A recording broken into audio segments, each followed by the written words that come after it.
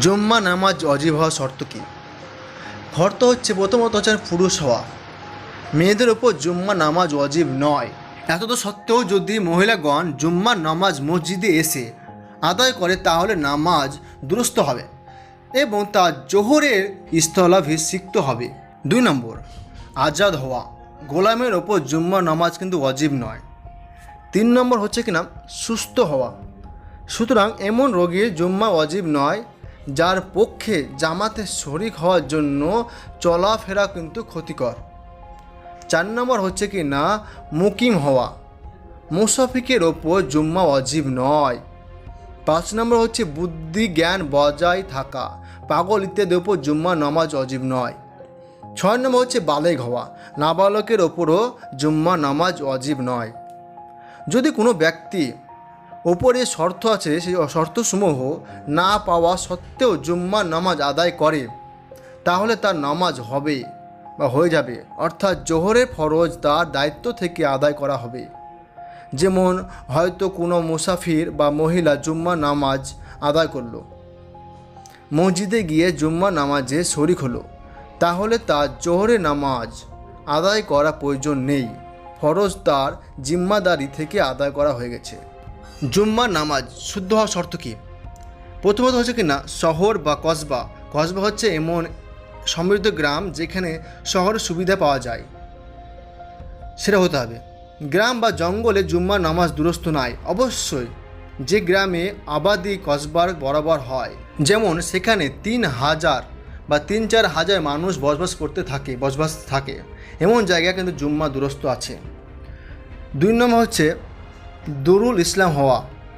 দুরুল ইসলাম হচ্ছে এমন স্থান যেখানে বাদশাহ মুসলমান কিংবা যেখানে ইসলামী আহকাম জারি হয় এবং মুসলমানগণ সেখানে নিরাপদে বসবাস করেন। 3 নম্বর হচ্ছে কিনা মুসলমান বাদশাহ বা তার পক্ষ হতে কোনো শাসক যে বিদ্যমান থাকা। জোহরে ওয়াক্ত হওয়া। 5 নম্বর হচ্ছে কিনা খুতবা, অর্থাৎ মানুষের সম্মুখে আল্লাহ জিকির করা। 6 নম্বর হচ্ছে কিনা নামাজের আগে অর্থাৎ পূর্বে খুতবা হওয়া। 7 নম্বর হচ্ছে জোহরে ওয়াক্ত হলে খুতবা হওয়া। ওয়াক্ত আসর পূর্বে খুতবা হলে নামাজ হবে না। 8 নম্বর হচ্ছে কিনা জামাত, অর্থাৎ ইমাম ব্যতীত কমপক্ষে 3 জন ব্যক্তি খুতবা প্রারম্ভ থেকে নামাজ শেষ হওয়া পর্যন্ত কিন্তু থাকতে হবে। 9 নম্বর হচ্ছে সাধারণ অনুমতি সহ প্রকাশ্য নামাজে জুম্মা পড়া।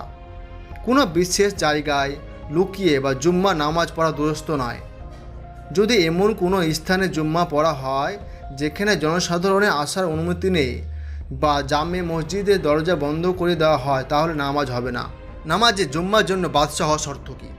বস্তুত এই শর্ত সেখানে প্রযোজ্য যেখানে কিন্তু বাদশাহ ইসলাম থাকেন, তথা স্বয়ং তার ইমামে জুম্মা হওয়া চাই, কিংবা তার প্রতিনিধি কিংবা যাকে বাদশাহ অনুমতি দেন। আর যেখানে বাদশাহ নেই সেখানে মুসলমানদের পারস্পরিক সমঝোতা ও সন্তোষের ভিত্তিতে কাউকে জুম্মার ইমাম নিয়োগ করা যেতে পারে। এমন স্থানে নামাজে জুম্মা আদায় করা ওয়াজিব হয়ে দাঁড়ায়। বর্তমানে বাদশাহের শর্ত স্থলে মুসলমানদের পারস্পরিক যে ঐক্যমতই যথেষ্ট মনে করা হয়। আর এই ঐক্যমতের জন্য কিন্তু মসজিদের নামাজিদের নিজেদের একটা ঐক্যমত যথেষ্ট হবে। খতিব না এলে হুকুম কি? জুম্মা নামাজে নির্ধারিত সময় যদি খতিব সাহেব না আসেন বা তার নায়েবও না আসেন তাহলে কিন্তু অপেক্ষা করার পর অন্য ব্যক্তিকে নামাজ পড়ানোর হুকুম দেওয়া যেতে পারে এবং সে নামাজ পড়াতে পারেন, তার নামাজ শুদ্ধ হবে। এবার প্রশ্ন অনেক হতে পারে যে মুসাফিক জুম্মার ইমাম হতে পারে কি? মুসাফিক ব্যক্তি জুম্মার নামাজে ইমামতি করতে পারে। মুসাফির ব্যক্তি যেভাবে জুম্মা নামাজ পড়তে পারে সেম তেমনিভাবেও পড়াতেও পারে।